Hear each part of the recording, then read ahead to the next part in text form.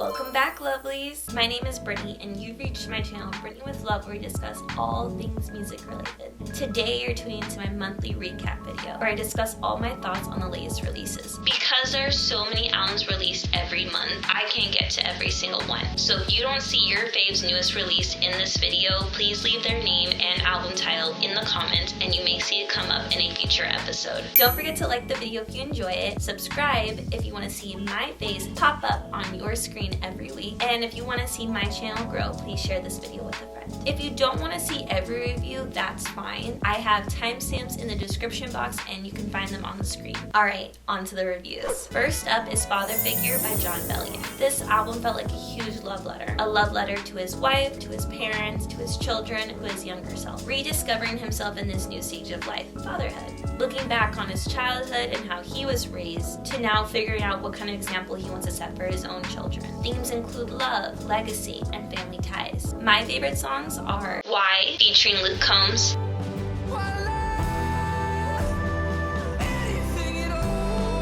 and Oblivious.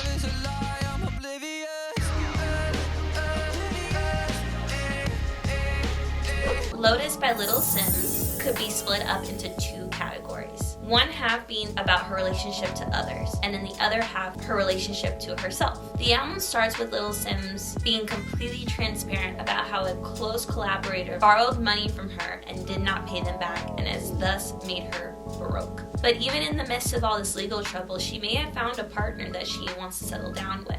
Little Simz also gives a powerful duet with rapper Wretch32 about the hardships of a sibling relationship, a topic I hardly ever hear songs about, so that one definitely stood out to me. The rest of the songs seem to be more introspective, about how Little Simz at one point wanted to quit music, detailing how she feels more expressive than ever because of this weight that's been lifted off of her. She now feels more invigorated to keep going with music and to keep writing about her struggles and her successes as she goes on. Favorite songs were Blood,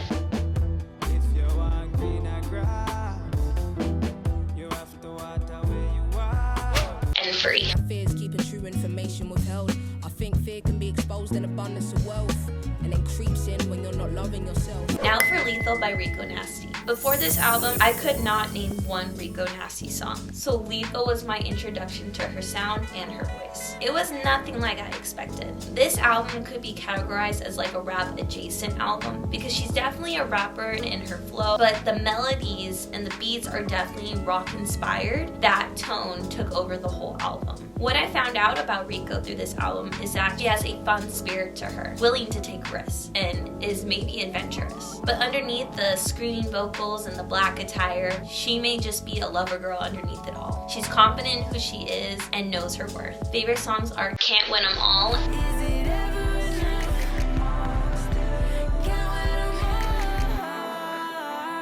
and Smile.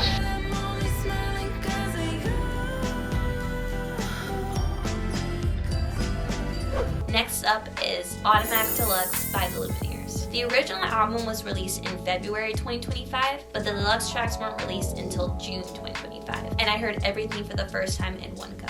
Coming into the album, I was expecting happy-go-lucky folk songs about life and love that would be cheerful and optimistic, but this album had a much sadder tone than I was expecting. There was a lot more self-deprecation, self-pity, but also relief that their partner could see past all of the struggles and the mess of it all through the understanding made them stronger as a couple. Favorite songs are Better Day, Worry got away, dreaming of a better day, and So Long.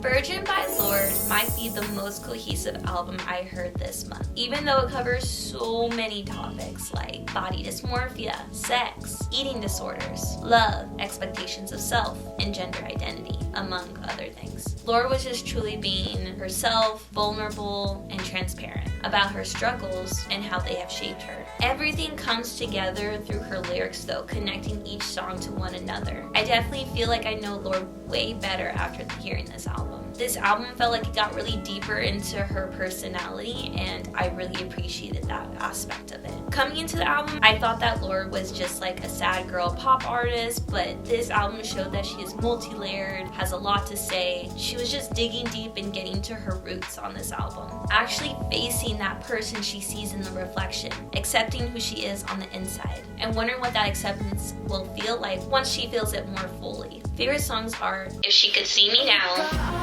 If she could see me now, and Broken Glass. won't outrun it if you don't hit back.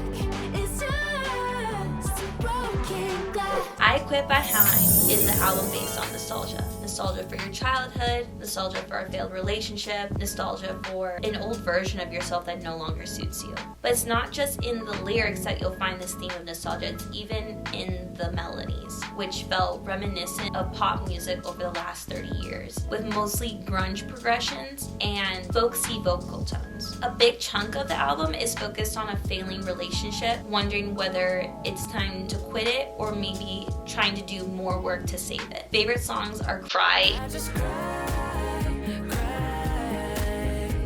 when I realize and Relationships.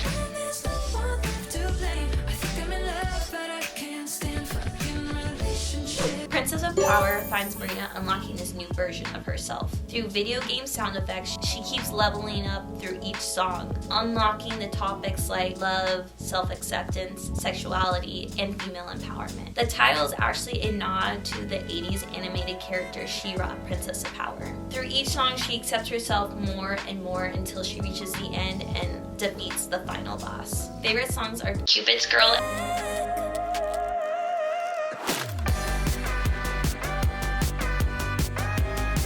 and Roller Coaster.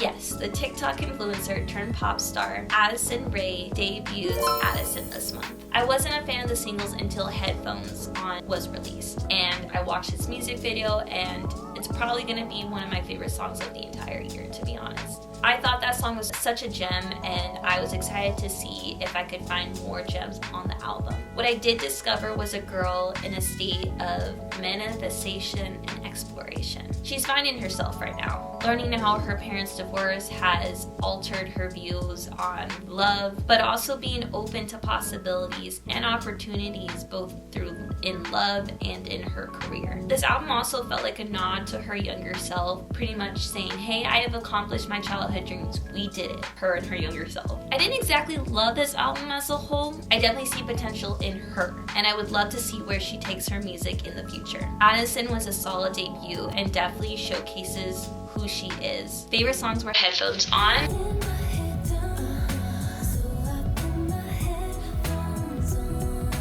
and Times Like These.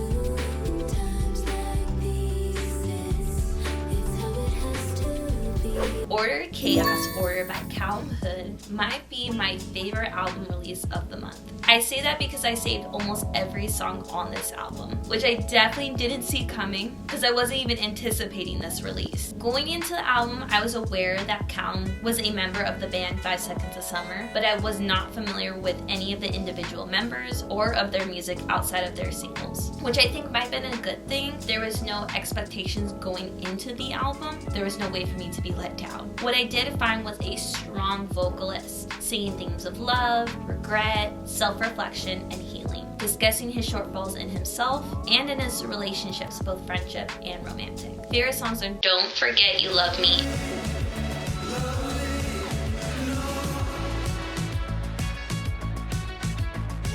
and Sunsetter.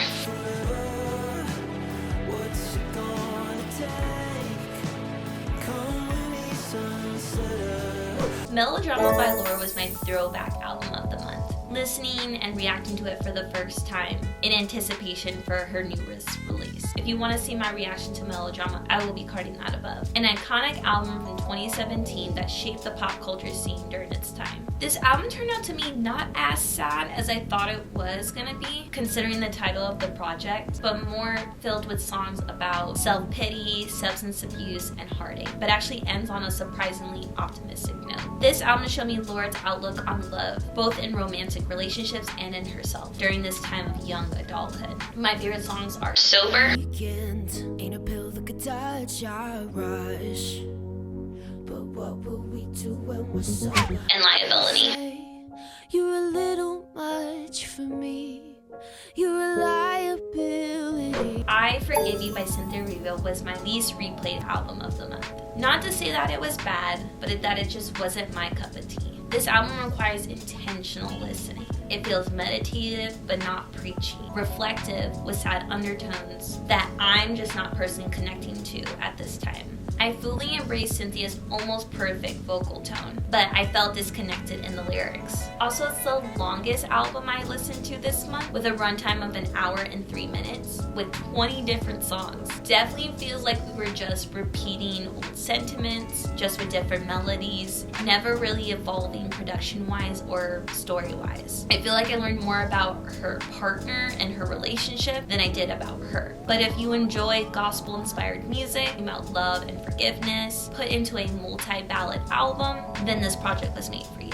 I have no favorite songs from this album, if I could be honest, but if you did, I would like to know what it was and why you liked it so much. Amortage is a 4-track EP from the Blackpink member JISOO. I first was introduced to JISOO's solo work through her music video Earthquake, which I will card my reaction to above. I appreciated that a majority of this album was sung in Korean, which made her stand out against her other Blackpink members because they focus more on English in their work. What I did find in this EP was that JISOO is kind of a romantic, and she's in the stage where she is willing to break down her walls for the right person. Favorite song is Hugs and Kisses.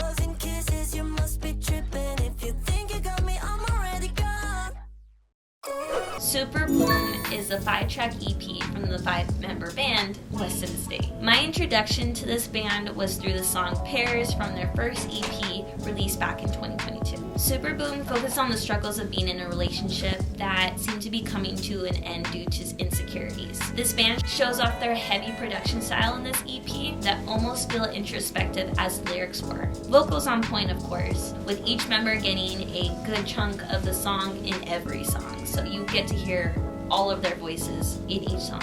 Very well balanced. My favorite song was Thinking Out Loud.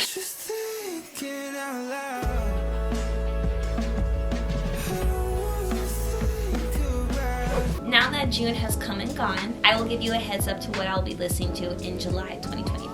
I will be listening to Period by Kesha, Backroads by Samara Sin, Beloved by Gideon, I Want My Loved Ones to Go With Me by Noah Cyrus, Moisturizer by Wet Leg, Tropiquetta by Karol G, Swag by Justin Bieber, and Lay Kelly featuring 47 for promotional use only by Lay Kelly 47. Thank you for tuning into the monthly recap. Don't forget to like, subscribe, and share this video with a friend, and I'll see you next time. Peace out, lovelies.